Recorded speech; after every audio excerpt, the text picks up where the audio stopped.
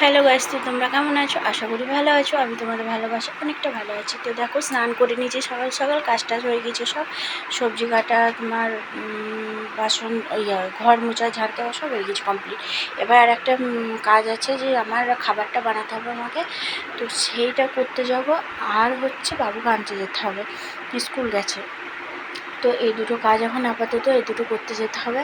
তো চলো আমি একটু ফ্রেশ, মানে ক্রিম লাগিয়ে ফ্রেশ হয়ে যায়, জামা কাপড়গুলো মিলে আসি, তারপর তোমাদের সাথে আবার দেখা হচ্ছে। আর আমাদের বাড়িতে মিস্ত্রি লেগে আছে, কেমন চাপ বুঝতেই পারছো।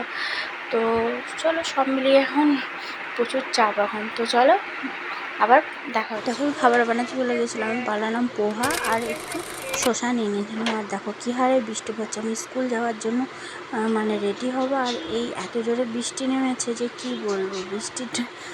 তো সেই জন্য দাঁড়িয়েছিলাম বাইরে, জামা কাপড়গুলো মিলে আবার যেন সব তুলতে হলো সব কিছুক্ষণের মধ্যেই। তো সেগুলো আবার ঘরে মিলে দিলাম, দিয়ে বৃষ্টির কাছে দাঁড়িয়েছিলাম যে কখন থামবে আমি বেরোবো। আজকে আবার একটাও টোটো পাইনি, টোটোওয়ালাগুলো সব কেউ নেই। আর দেখো কী হারে বৃষ্টি হচ্ছে, দেখতে খুব ভালো লাগছে জানো তো, বৃষ্টি হচ্ছে দিয়ে আমার তো খুব ভালো লাগছিলো।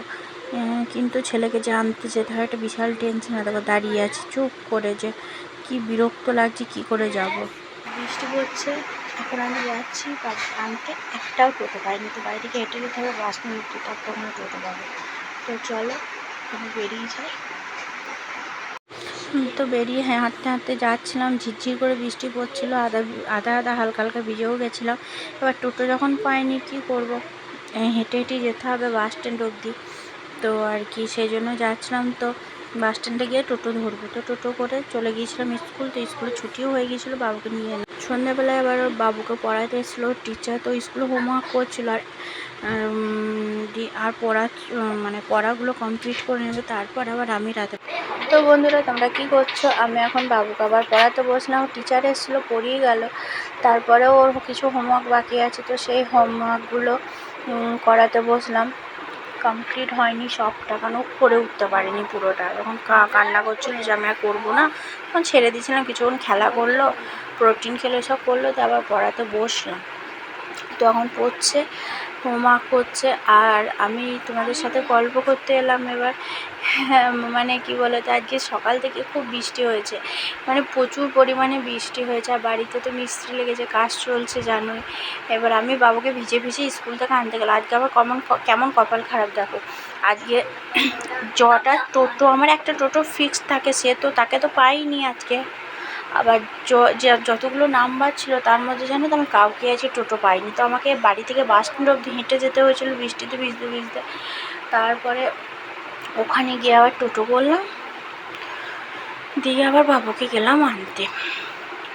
আর এই বৃষ্টি বিরক্তিকর লাগছে, বৃষ্টিতে মানে বৃষ্টি হচ্ছে, অনেক সময় লাগার বৃষ্টি হলে কেমন ঠান্ডা পড়ে বলো তো।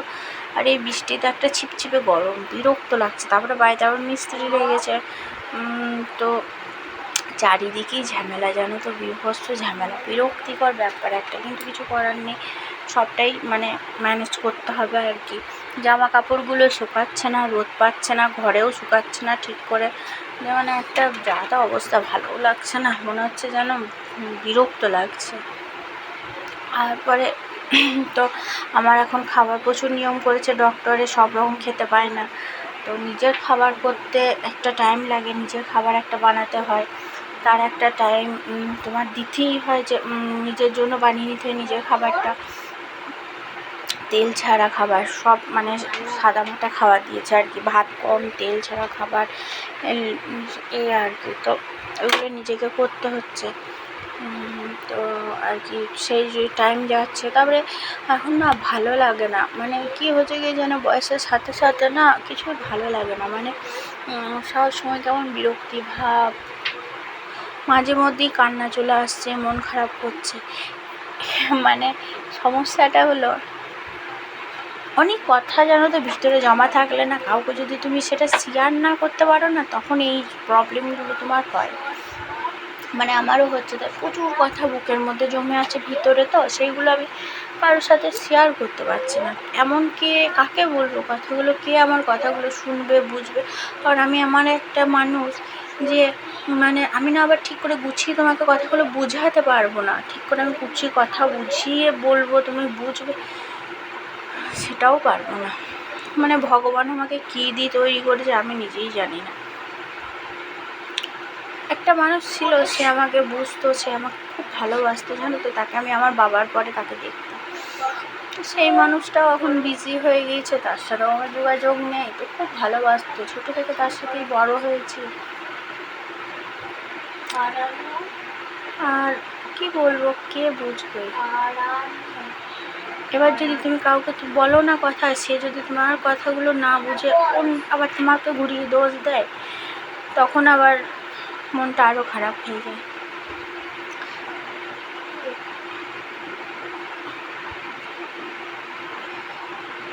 একটা কথা শুধু বলতে আমার ইচ্ছা করছে, মেয়েদের জীবনটা খুব কঠিন, খুব কঠিন। আবার সেই সব মেয়েদের জীবন কঠিন বেশি হয় যারা না নাটক করতে পারে না, মানে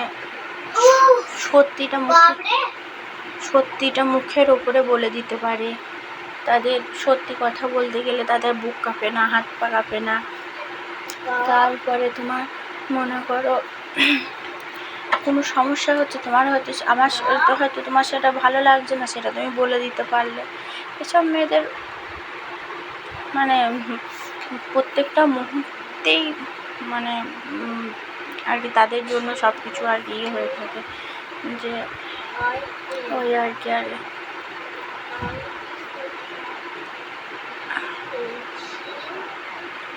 আমাদের মতন মানুষদেরকে বোঝার জন্য, বা আমাদের মতন মানুষদের, মানে বিশেষ করে আমার মতন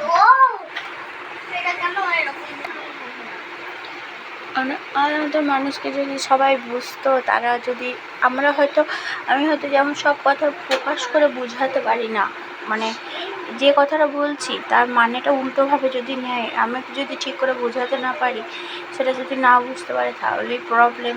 এবার আমি তো মানুষ, আমার তো কথাগুলো বলতে হবে। যে বুঝতে পারছে না সেটা তার প্রবলেম, আমার তো কিছু করার নেই। এই আর কি, এটাই হচ্ছে আর কি। তো চলো, অনেক গল্প করে নিলাম, এবার যাবো বাবুকে একটু দেখিয়ে নিই, তারপরে আবার তোমাদের সাথে কালকে নতুন একটা ভিডিও নিয়ে দেখা হবে। এই কথাগুলো না আমার কথা বললাম, মানে কি, মানে আমি মানে এমন একটা মানুষ যে কথা বলতেই জানি না ঠিক করে আর কি, এরকম একটা মানুষ, তাকে বোঝার মতন কেউ নেই। এটাই হলো কথা। তো চলো, টাটা, কালকে আবার একটা নতুন ভিডিও নিয়ে তোমাদের সাথে দেখা হবে।